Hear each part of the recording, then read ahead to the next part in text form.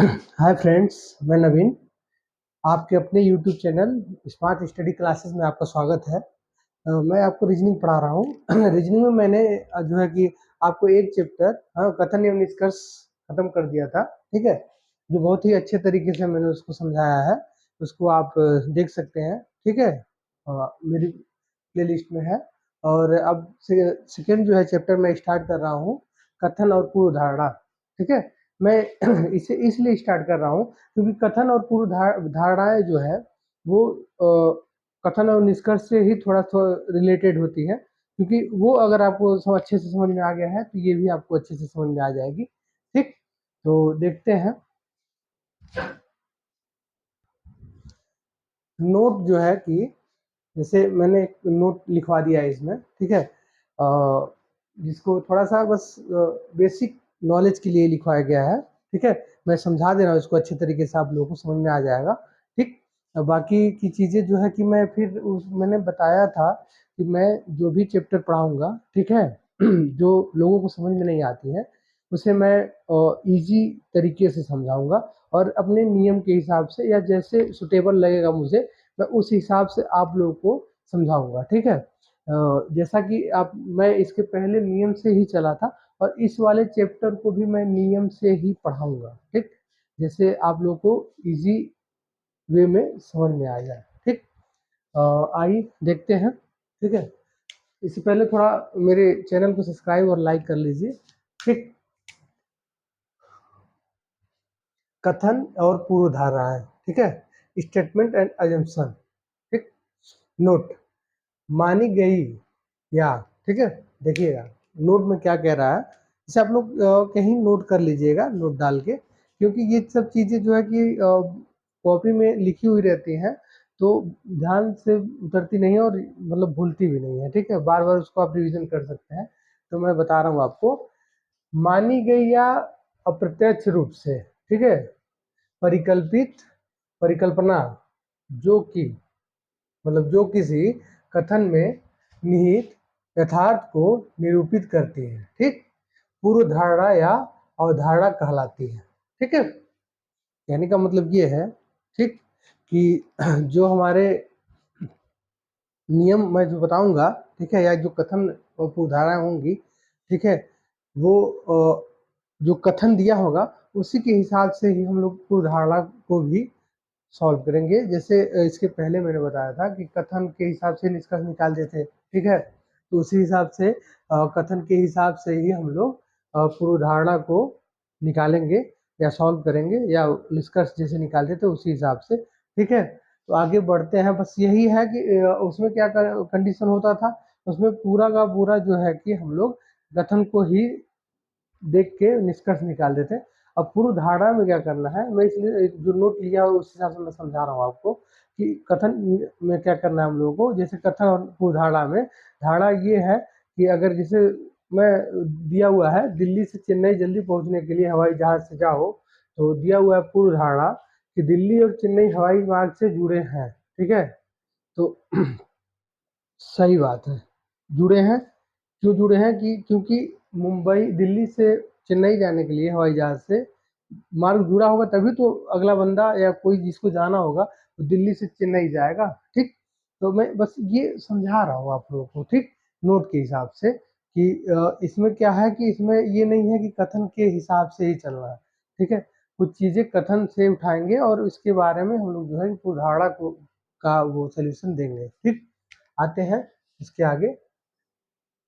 इस प्रश्न के अंतर्गत एक कथन दिया गया होता है, ठीक है, उसके बाद 2 या 3 उदाहरणाएं दी गई होती है। ठीक है, तो देखते हैं आगे। हाँ, तो मैंने बताया आपको कि इसके प्रश्न के अंतर्गत कथन, ठीक है, एक कथन दिया गया होता है, उसके बाद 2 या 3 उदाहरणाएं दी गई होती हैं। ठीक, उदाहरणाओं के भाव कथन में अंतर्निहित होने चाहिए। ठीक है, उदाहरणाओं के भाव कथन में अंतर्निहित होने चाहिए। ठीक, आते हैं नियम नंबर 1 पे। ठीक है, नियम नंबर से 1 पे जो आएंगे हम लोग, उसी से ही हम लोग बता रहे हैं ना, उसी से हम लोग इसका कथन और पूर्वधारणा निकालेंगे। ठीक, नियम नंबर 1 क्या कह रहा है आपका? नियम नंबर 1 कह रहा है कि जिसके बारे में कहा जाए उसका निश्चित रूप से अस्तित्व हो। जिसके बारे में कहा जाए उसका निश्चित रूप से अस्तित्व हो। ठीक, ये तो आपका नियम नंबर 1 हो गया। ठीक, नियम नंबर 1 हो गया, जिसके बारे में कहा जाए उसका निश्चित रूप से अस्तित्व हो। ठीक, आइए कथन पे चलते हैं। एग्जाम्पल, ठीक है। एग्जाम्पल 1, कथन नंबर 1, दिल्ली से चेन्नई जल्दी पहुंचने के लिए हवाई जहाज से जाओ। ठीक, दिल्ली से चेन्नई पहुंचने के लिए, चेन्नई जल्दी पहुंचने के लिए हवाई जहाज से जाओ। ठीक, आते हैं पूर्वधारणा पे। ठीक, दिया हुआ फर्स्ट, दिल्ली और चेन्नई हवाई जहाज मार्ग से जुड़े हैं। ठीक, ये सत्य होगा। ठीक है, सत्य होगा। और कैसे सत्य होगा? ठीक, देखते हैं। दिल्ली से चेन्नई जल्दी पहुंचने के लिए हवाई जहाज से जाओ। कथन कह रहा है दिल्ली से चेन्नई जल्दी पहुंचने के लिए हवाई जहाज से जाओ। ठीक, पूर्वधारणा कह रहा है दिल्ली और चेन्नई हवाई मार्ग से जुड़े हैं। ठीक, सही बात है। सत्य इसलिए है क्योंकि दिल्ली और चेन्नई हवाई जहाज से मतलब जाने के लिए कह रहा है, तो मतलब दोनों हवाई जहाज के मार्ग से जुड़े, दोनों एक दूसरे के हवाई जहाज के मार्ग से जुड़े हुए हैं। तभी तो कह रहा है कि दिल्ली से चेन्नई जल्दी पहुंचने के लिए हवाई जहाज से जाओ। ठीक, तो ये सत्य होगा। ठीक, दूसरा आता है आपका, दिल्ली से चेन्नई के लिए यातायात के कोई और साधन नहीं है। ठीक, दूसरा क्या कह रहा है आपका? दूसरा कह रहा है कि दिल्ली से चेन्नई के लिए, दिल्ली से चेन्नई के लिए यातायात के कोई और साधन नहीं है। ठीक, ये आपका असत्य होगा। असत्य, असत्य कैसे होगा?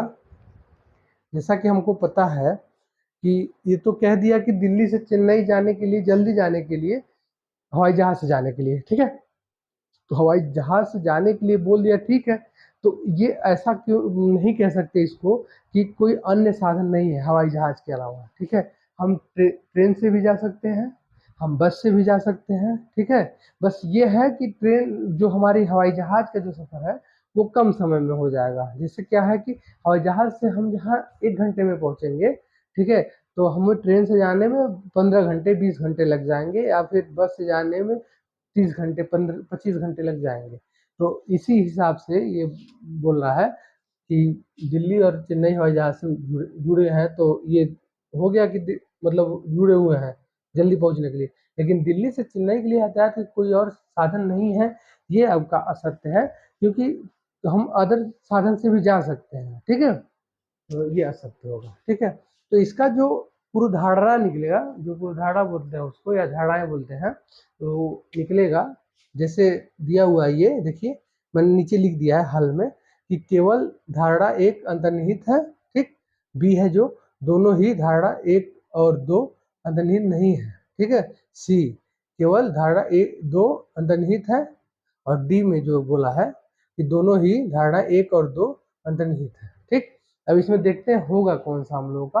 देखिए, फर्स्ट वाला जो निकल रहा है पूर्वधारणा, फर्स्ट वाला वो सत्य है, तो इसका मतलब कि केवल धारणा 1 अंतर्निहित है।